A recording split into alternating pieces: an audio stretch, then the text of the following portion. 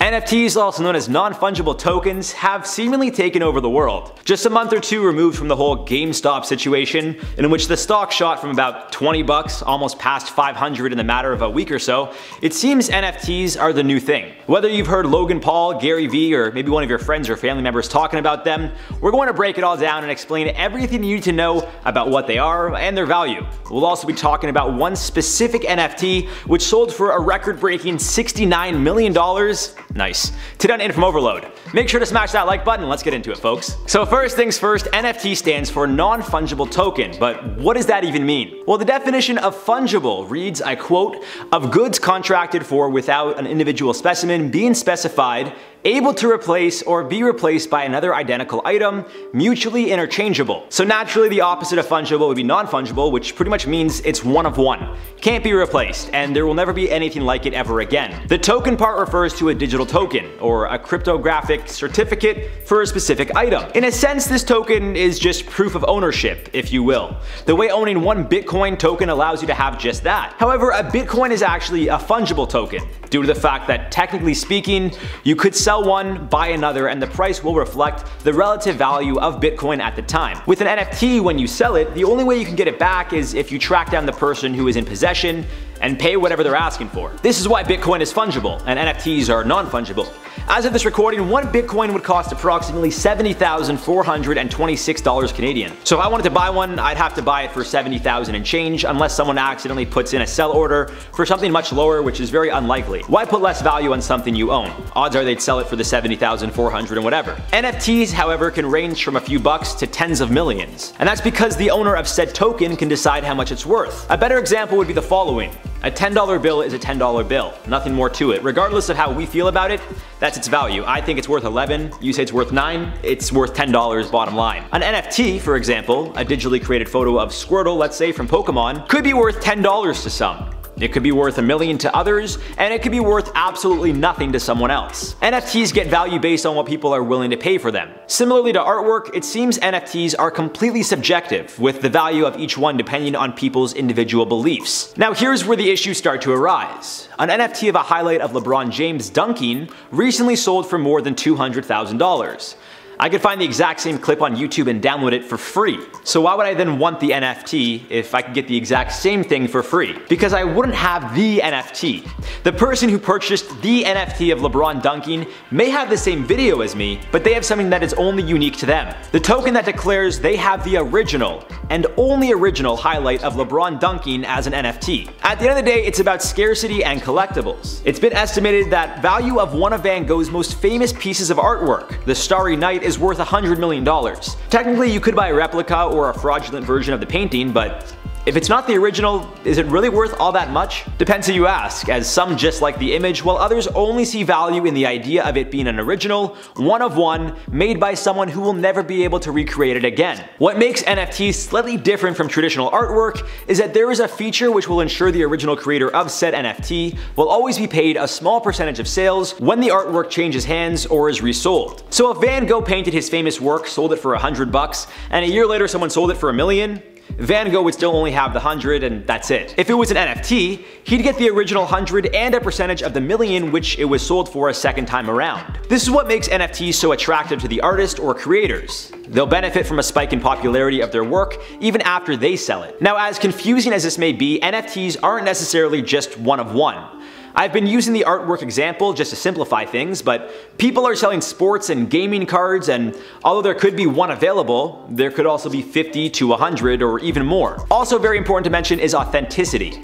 Because NFTs are associated with blockchain, which are pretty much secured online records of things, well, that just further pushes the reasoning for the price to go up.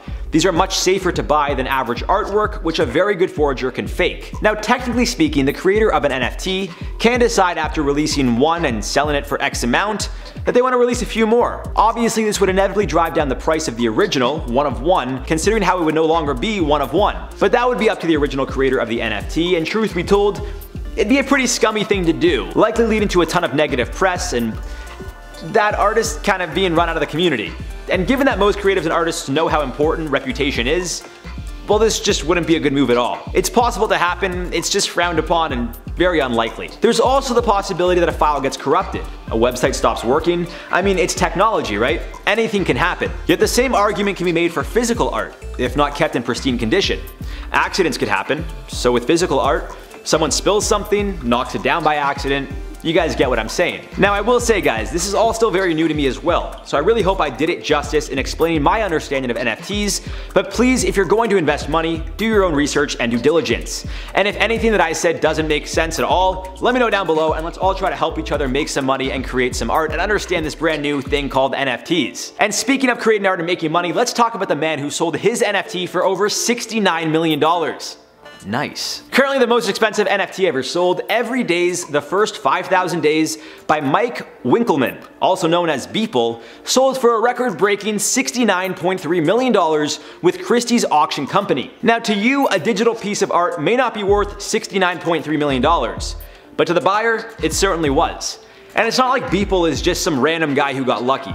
He's got over 2 million followers on Instagram and he's been doing this for quite a while. Art, not selling NFTs. And the NFT he did sell is actually more than just what meets the eye. Literally. At first glance, it just looks like a bunch of photos stitched together, making a collage of nothing really. But upon further inspection, you soon realize it's 5,000 individual photos all created by Beeple, which he shared every day for more than 13 years as a way to improve his craft. Speaking with the South China Morning Post, he explained, I quote, "It really is a diary of technology, my life, and the world over these last 13 years." With just seconds left in the auction, which was sitting under $30 million, a late peak of interest appeared to shoot the price up, extending the auction's time by a total of 2 minutes and closing out with a total price of $69.3 million. And it's not like the photos Beeple included over the years were, well, normal for lack of a better word. Speaking with the Morning Post, he explained how one of his favorite images, included in the record-breaking NFT, shows a photo of North Korean dictator Kim Jong-un with a Pikachu hat of sorts on his head, a Buzz Lightyear body, and some curves, if you will. When you guys see the picture, you'll understand what I'm saying. It seems that although this can be an incredibly volatile market, it can also be very lucrative and provide opportunity to creatives and artists all around the world, especially in a time where we need it the most, as in like right now during our pandemic. Again, I will say I'm not a financial advisor and all of this is still so new to me as well guys, so please guys, do your own research before investing or buying any NFTs. With that being said, let me know if you've invested in NFTs, bought or sold any of them.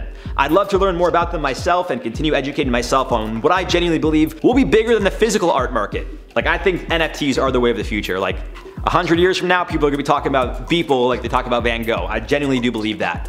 For now, let's do some comment replies from the video. Naya Rivera fans upset. Lizzo swears on live TV. Beyonce makes history. Zen June said Naya Rivera was a hero, a great mom, actress, and overall person. I can't believe they couldn't even bother putting her name and photo there.